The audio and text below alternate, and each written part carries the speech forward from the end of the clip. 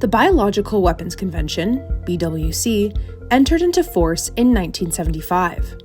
This international treaty prohibits the development, production, acquisition, transfer, stockpiling, and use of biological and toxin weapons. The Biological Weapons Convention is the world's firewall against biological threats. But to remain effective, it must evolve with science. As emerging scientific and technological advancements redefine risks and opportunities, from synthetic biology to AI-driven bioengineering, the convention must be equipped with scientific expertise and mechanisms to keep pace with these developments.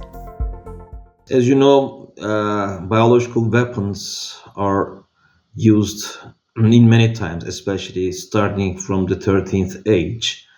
But in the modern era, the biological warfare agents especially became popular after the Second World War. And of course, the science is rapidly developing.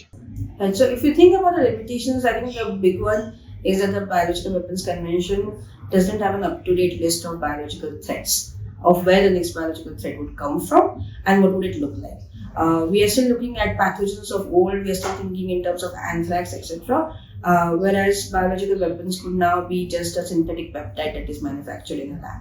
Which you can think about the changes that have happened in the technologies. A synthesizer for genomes was about the size of a room a few years ago. It is now something that you can put on a kitchen counter. These emerging technologies have the potential to provide the means to weaponize even microorganisms that are not necessarily pathogenic. And for the ones that are pathogenic, the science can be leveraged to increase the ability to become even more infectious. It could also be things that are very different and very targeted. It could be use of data sets, your genetic data sets, physiological data sets, to infiltrate a market and have an economic and competitive advantage to create drugs that are more suited to a population because you have access to their data. It could be about targeting specific yield of crops and eliminating them to create food insecurity and economic destabilization. Biotechnologies once limited to state actors are now more widely accessible, used by private companies and research institutions. This global spread fuels innovation, but also expands the potential for misuse.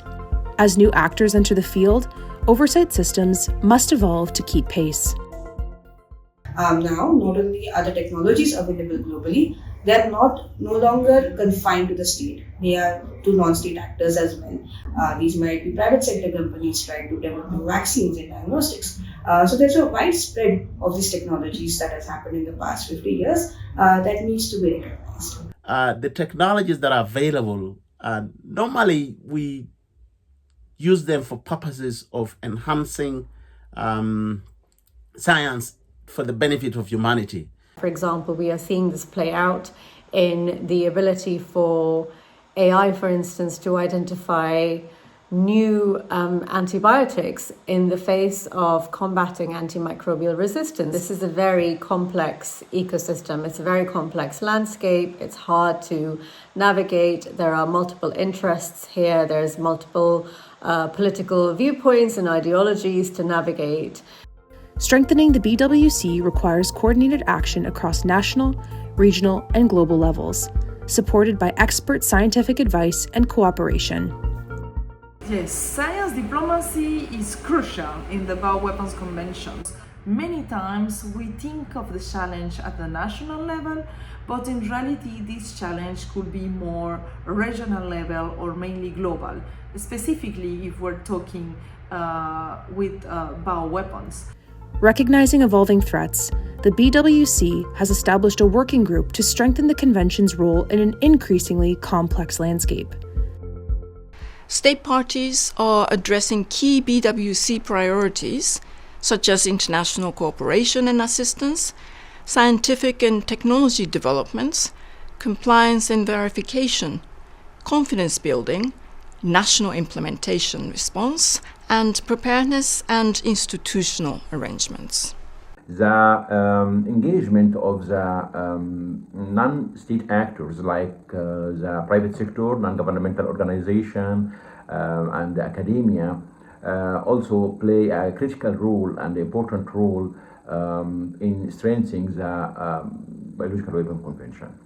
So I think there needs to be a shift from responding and being response mode to being proactive and preempting.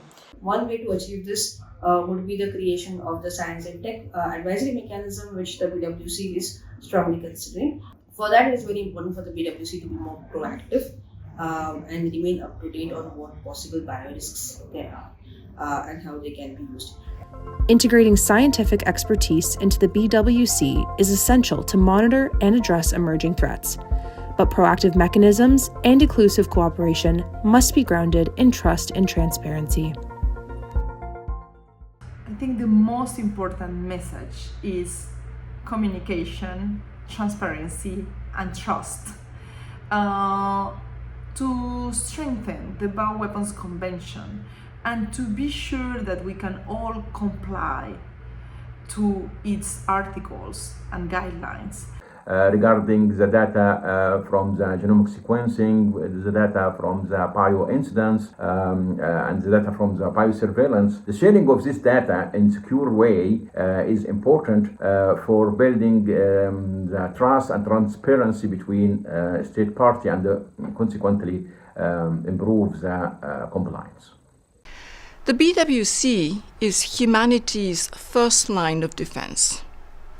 On its 50th anniversary, it's time to strengthen this vital convention to keep pace with scientific advancements and global challenges. Support the BWC's working group and its initiatives to ensure global safety.